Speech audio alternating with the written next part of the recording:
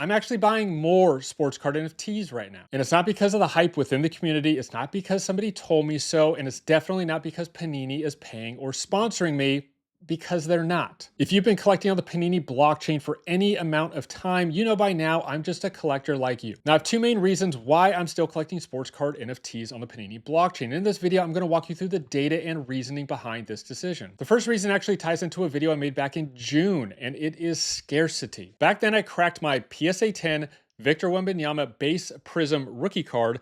At the time, my argument was pretty simple. Based on the data, about 88% of the value was coming from the grade, and only about 12% was coming from the card itself. That wasn't just a hot take, that was based on raw sales versus PSA 10 sales at the time. What's interesting is that over the course of the year, that argument hasn't weakened, it's actually intensified. Now, if we take a look at the physical market and jump into the Market Movers app, we can see that the PSA 10 Victor Wembanyama base Prizm rookie card has grown in population by over 1,800 in just the past 365 days. Now keep two things in mind. One, this is a rookie card from 2023. So the fact that it's still growing at this rate in 2025 is pretty astonishing to me. Number two, the NFT doesn't work like this.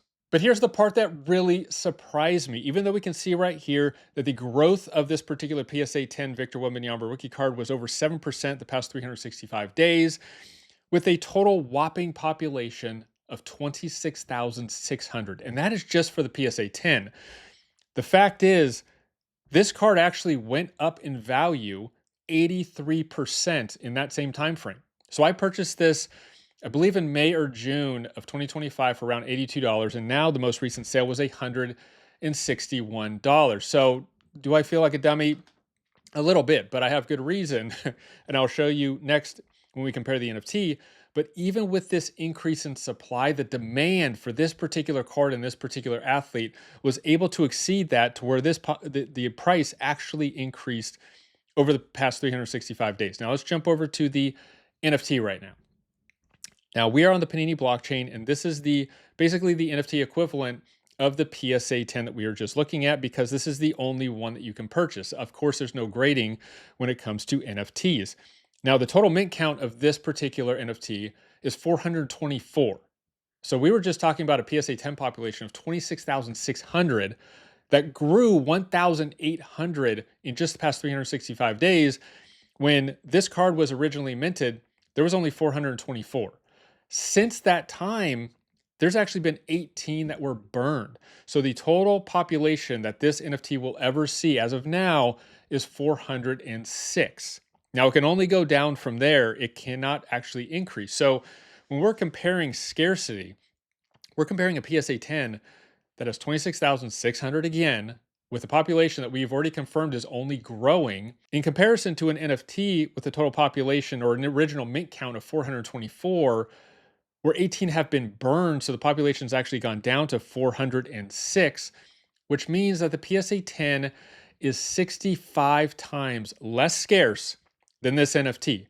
And if you look at the most recent sale right here of this NFT, and I'm still kicking myself I didn't purchase it because I saw it pop up a couple days ago, $170 for one of these NFTs, for one of 406 of these Wemby rookie card NFTs, which is virtually the same price that the PSA 10 just sold for 161, but the NFT is 65 times more scarce. At the start of 2025, there were about 25,000 PSA 10s. Fast forward a little over a year, and now we're roughly sitting at 26,600, and that number is still climbing. Meanwhile, the NFT originally minted with a ceiling at 424, but in this case, it's actually shrinking because since then, 18 have been burned, which means there's a total supply remaining of 406. Now, I could go even deeper here because we're on the PSA 10 population website, and on the Panini blockchain, this Wemby rookie card doesn't actually have a silver. So the base on the Panini blockchain acts as kind of both the base and the silver. And if we go down to the PSA 10 population on the silver alone,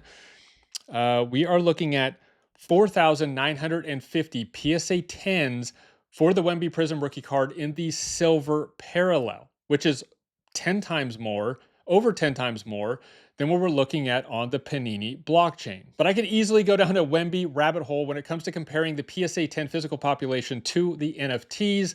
So let's not go down that route because this will turn into a 10-hour live stream, but I will finish my first point with this thought. If we head over to the supply dynamics page on the Panini blockchain, I'm going to narrow this down to just show me data on Wembanyama. And by doing so, we can see right here that there's been a total mint count of 10,187 total NFTs for Victor Wembanyama minted on the Panini blockchain.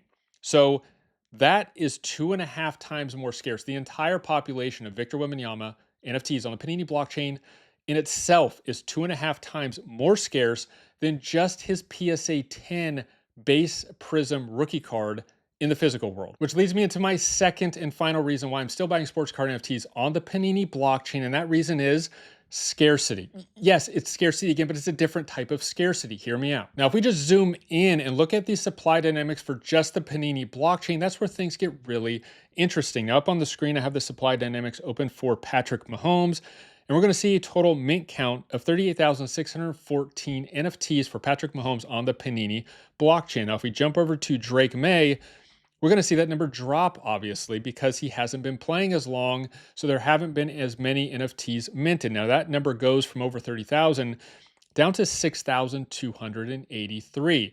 Now, if you want to see an extreme case, we can go even further and look at Cooper Flagg, who has just 325 total NFTs on the Panini blockchain. So while in the first part, I was focusing on comparing the scarcity between the PSA 10 and the physical world, compared to the NFT on the Panini blockchain, we can also see that there's scarcity built in within the Panini blockchain too. There's a common belief that older NFTs are more valuable because of their provenance, because they were early, just like vintage cards in the physical world. And while that is true, the newer sets and newer players could be valued more long-term just because the supply is so much lower. Now, Mahomes comes with a resume you can't ignore, so that example is probably pretty bad. But what if the young players continue to emerge and of course their NFT supply remains low, and a lot of that supply is made up of their rookie cards? To me, that's where things get really interesting, and yes, it's a risk, but to me the Panini blockchain as a whole is still young. If the Panini blockchain continues to grow and attract more high quality collectors like it did in 2025, then you can make the argument that the prices we see on the Panini blockchain right now are already under fair value, even without championships and MVPs. And that's why I'm still buying more sports card NFTs on the Panini blockchain,